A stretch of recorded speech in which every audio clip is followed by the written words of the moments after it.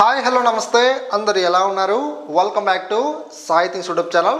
దేశవ్యాప్తంగా ఈపీఎఫ్ఓ చందాదారులు ఎవరైతే ఉన్నారో అంటే ఈపీఎఫ్ఓ ఎవరైతే అకౌంట్స్ కలిగి ఉన్నారో వీళ్ళందరికీ కూడా ఈపీఎఫ్ఓ సంస్థ వారు అదిరిపోయే గుడ్ న్యూస్ మనకు అనౌన్స్మెంట్ అయితే చేయడం జరిగింది.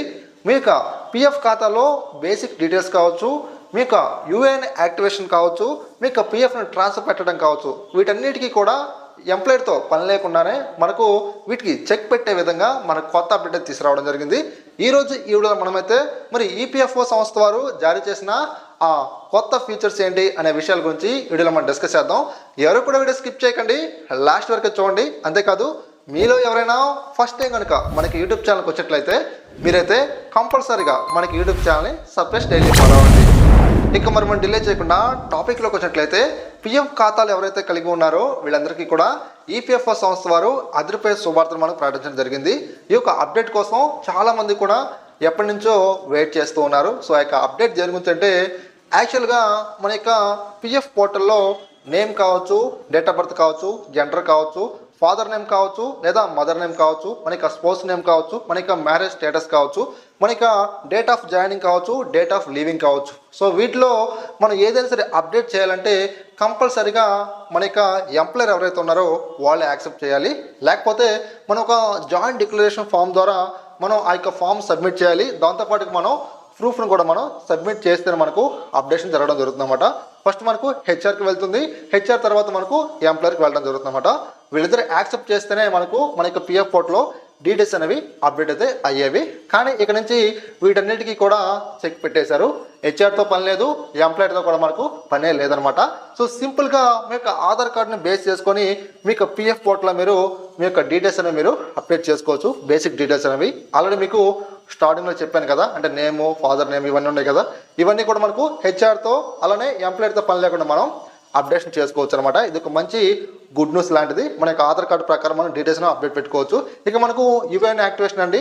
యూఏఎన్ యాక్టివేషన్ అవ్వక చాలామంది కూడా ఇబ్బంది పడుతూ ఉంటారన్నమాట. అంటే పిఎఫ్ పోర్టల్లో మనకి ఎంప్లాయర్ అనేది మనకి డీటెయిల్స్ అనేవి ఎలా ఇచ్చారో సేమ్ మన యొక్క ఆధార్ కార్డులో డీటెయిల్స్ అనేవి అలా ఉంటేనే మనకు యాక్టివేషన్ అయితే అవుతుంది యూఏఎన్ అనేది.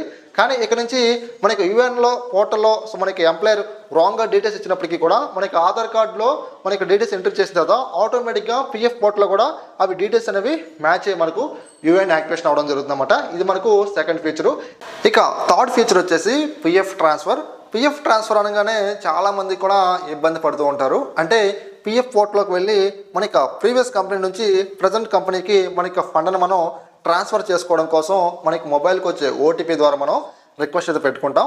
మనం రిక్వెస్ట్ పెట్టిన తర్వాత ప్రీవియస్ కంపెనీ ఎవరైతే ఎంప్లాయర్ ఉన్నారో వాళ్ళు మన యొక్క రిక్వెస్ట్ని వాళ్ళైతే రిజెక్ట్ చేయడం జరుగుతుంది అన్నమాట. ఎందుకంటే 100 కారణాలు ఉంటాయి. సో నువ్వు చెప్పకుండా జాబ్ మానేసావు, వీళ్ళు కొత్త కంపెనీలు జాయిన్ అయ్యో మాతో మాట్లాడకుండా ఇలా చేసావు అని చెప్పేసి ఏదో వాళ్ళకు కొన్ని మనోభావాలు ఉంటాయి అనమాట. కొంతమంది చెప్పి మానేస్తారు, సో మంచిగానే అయినప్పటికీ కూడా సో ఏదో ఇబ్బంది పెట్టాలి అనే ఉద్దేశంతో వాళ్ళు ఏం చేస్తారంటే మనకు యాక్సెప్టెన్స్ మనకైతే ఇవ్వరనమాట.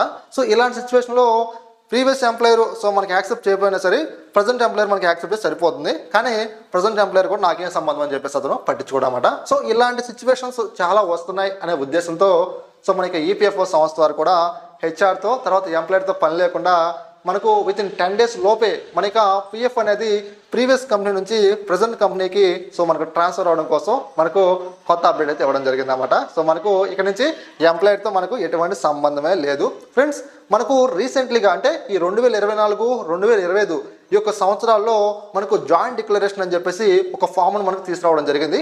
అందరికీ మీకు తెలిసిందనమాట. ఆ జాయింట్ డిక్లరేషన్ ఫామ్ని మన సెల్ఫ్గా ఈపీఎఫ్ పోర్టల్లో మనం అప్లై చేసుకోవచ్చు. అప్లై చేసిన తర్వాత దానికి మనం ఏదన్నా సో ఈపీఎఫ్ పోర్టల్లో బేసిక్ డీటెయిల్స్ ఉంటాయి కదా, సో నేమ్ కావచ్చు, డేట్ ఆఫ్ బర్త్ కావచ్చు, జెండర్ కావచ్చు, ఫాదర్ నేమ్ కావచ్చు, తర్వాత మనకి మదర్ నేమ్ కావచ్చు, తర్వాత స్పౌస్ నేమ్ కావచ్చు, మ్యారేజ్ స్టేటస్ కావచ్చు, తర్వాత డేట్ ఆఫ్ లీవింగ్ కావచ్చు, డేట్ ఆఫ్ జాయినింగ్ కావచ్చు. సో వీటన్నిటికి సంబంధించి మనం ఏదైనా సో అప్డేషన్ చేయాలనుకున్నాం అనుకోండి, జాయింట్ డిక్లరేషన్ ఫామ్కి మనం అప్లై చేసి దీంతో పాటుగా మనం దీనికి అటాచ్మెంట్గా సపోర్టింగ్ డాక్యుమెంట్ ఉంటుంది కదా, మీకు ఎస్ఎస్సి క్వాలిఫికేషన్స్ కావచ్చు, సో డ్రైవింగ్ లైసెన్స్ కావచ్చు, వీటికి సంబంధించి మనం సర్టిఫికేట్ అనేది సబ్మిట్ చేయాలి. మనం సబ్మిట్ చేసిన తర్వాత మనకి ఎంప్లాయర్ని కన్సల్ట్ అవ్వాలి, తర్వాత మనకి హెచ్ఆర్ కూడా మనం కన్సల్ట్ అయితే అవ్వాల్సి అయితే ఉండదన్నమాట. జస్ట్ మనకి కన్సల్ట్ అయితే సరిపోదండి. మనం ఏదైతే అప్లై చేసామో వాటన్నిటిని కూడా మనం ప్రింట్అవుట్ తీసి ఒరిజినల్తో సహా మనం ఆఫీస్కి వెళ్ళి మనం వాళ్ళకి చూపిస్తేనే వాళ్ళు మనకు యాక్సెప్టెన్స్ చేయడం జరుగుతుంది అన్నమాట. సో వీటన్నిటి కూడా ఈ కొత్త అప్డేట్ వల్ల మనకు చెక్ పెట్టేయడం జరిగింది. సో ఇక్కడ నుంచి వాళ్ళతో మనకు పని లేకుండానే ఆన్లైన్లోనే సింపుల్గా మన యొక్క ఈపీఎఫ్ఓ పోర్టల్లో మన యొక్క డీటెయిల్స్ కావచ్చు, లేకపోతే పిఎఫ్ ట్రాన్స్ఫర్ కావచ్చు, అన్నీ కూడా మనం సులభంగా చేసుకోవచ్చు అనమాట. ఫ్రెండ్స్, మనకు ఈ 2024-2025 సంవత్సరంలో ఈ జాయింట్ డిక్లరేషన్ ఫామ్ని యూజ్ చేసి మనకు దగ్గరగా 8 లక్షల పైగానే మనకు రిక్వెస్ట్లు వచ్చినాయి అనమాట. సో ఇంతమంది పిఎఫ్ పోర్టల్లో నేమ్స్ డీటెయిల్స్ అనేవి అప్డేషన్ చేసుకోవడం కోసం ఎదురు చూస్తున్నారా అని చెప్పేసి ఈపీఎఫ్ఓ సంస్థ వారు ఒక్కసారిగా షాక్ అయిపోయారు. సో దీనివల్ల ఇక నుంచి జాయింట్ డిక్లరేషన్ ఫామ్తో సంబంధం లేకుండా కేవలం మీకు ఆధార్ కార్డుని బేస్ చేసుకొని మన యొక్క పిఎఫ్ పోర్టల్లో డీటెయిల్స్ మనం అప్డేట్ చేసుకోవడానికి అవకాశం మనకు కల్పించడం జరిగిందన్నమాట. మనకు date of joining, date of leaving కూడా మన సెల్ఫ్గానే మనం ఎంట్రీ చేసుకోవచ్చు. ఫ్రెండ్స్, కాకపోతే ఇక్కడ ఒక చిన్న ట్విస్ట్ ఉంది.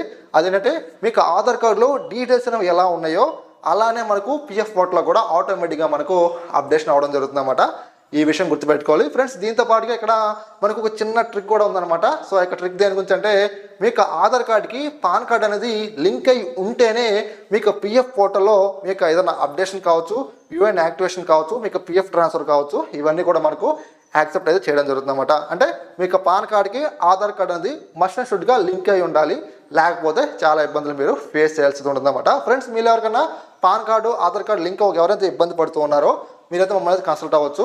మీకు పాన్ కార్డ్కి ఆధార్ కార్డు మేమైతే లింక్ చేసి ఇవ్వడం జరుగుతుంది. ఒకవేళ నేమ్ కావచ్చు, డేట్ ఆఫ్ బర్త్ కావచ్చు, ఏమైనా మిస్ మ్యాచ్ ఉన్నాయి అనుకోండి పాన్ కార్డులో, ఆధార్ కార్డులో, వాటిని కూడా మేము కరెక్షన్ చేసి 100కి 100% పాన్ ఆధార్ లింక్ అయ్యే విధంగా మేము చేయడం జరుగుతుంది అనమాట. ఓకే ఫ్రెండ్స్, ఈ అప్డేట్ మీకు నచ్చింది అనుకుంటున్నాను. ఈ అప్డేట్ పై మీరేమనుకుంటున్నారో కామెంట్ సెక్షన్ తెలియజేయండి. ఇలాంటి ఎన్నో ఇన్ఫర్మేషన్ వీడియోస్ కోసం మీరైతే కంపల్సరీగా మన సాయి థింగ్స్ యూట్యూబ్ ఛానల్ని సబ్స్క్రైబ్, డైలీ ఫాలో అవ్వండి.